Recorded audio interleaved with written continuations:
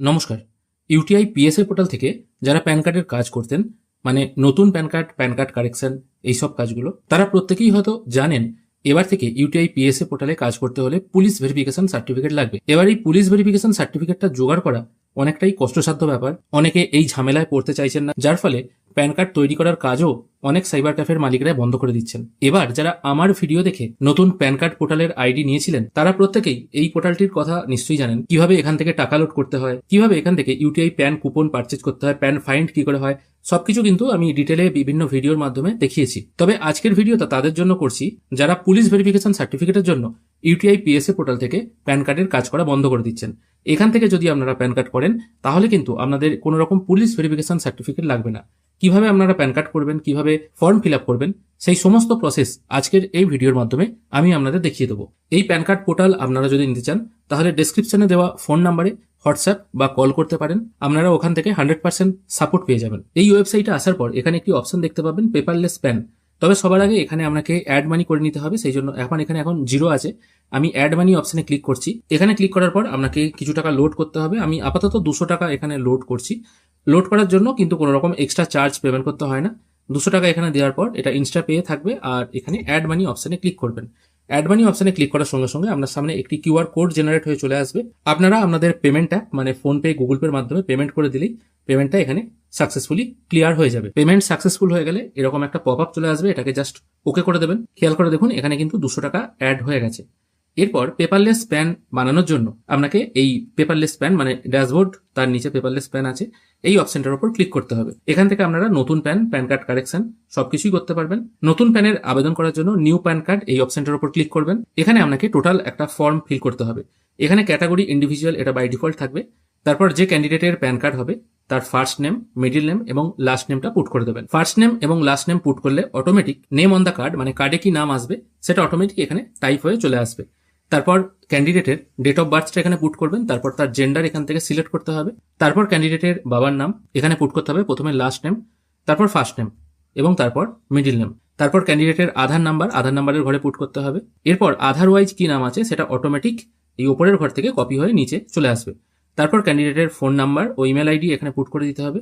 তারপর ক্যান্ডিডেটের টোটাল যে অ্যাড্রেস আছে সেটা এখানে দিতে হবে। অ্যাড্রেসটা কিভাবে দেবেন, ফ্ল্যাট, রুম, ডোর এই জায়গায় কেয়ার অফ দিয়ে ক্যান্ডিডেটের বাবার নাম বা গার্জেনের নাম লিখে দিতে হবে। তারপর ভিলেজ, তারপর পোস্ট, তারপর এরিয়া লোকালিটির জায়গায় তার থানা বা ব্লকের নাম দিয়ে দিতে হবে। তারপর ডিস্ট্রিক্টের জায়গায় তার ডিস্ট্রিক্ট এখানে ম্যানুয়ালি টাইপ করতে হবে। ড্রপডাউন মেনু থেকে সিলেক্ট করার অপশন কিন্তু এখানে পাবেন না। স্টেট এখান থেকে আপনারা ড্রপডাউন মেনু থেকে সিলেক্ট করতে পারবেন। তারপর তার পিনকোড এবং প্যান কার্ডটা এটা নর্মালি রাখবেন, যদি মাইনর হয় মাইনরও করতে পারবেন। 2 টাইপের প্যান কার্ডই কিন্তু এখানে করা যাবে। আমি আপাতত এটা নর্মাল রাখছি।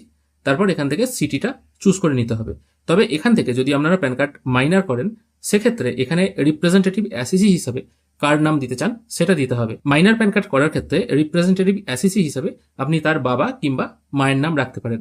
এখানে তার বাবার নাম সিলেক্ট করলেন, প্রথমে শ্রী দিলেন, তারপর তার বাবার সারনেম, ফার্স্ট নেম এবং মিডিল নেম বসিয়ে দিলেন, এবং তার বাবার টোটাল অ্যাড্রেস যেটা আছে ভিলেজ, পোস্ট এই ওয়াইজ বসিয়ে দিতে পারেন। অথবা তার মায়ের নাম দিতে পারেন, অথবা গার্জেন হিসাবে যার নামটা রাখতে চাইছেন সেটা দিতে পারেন।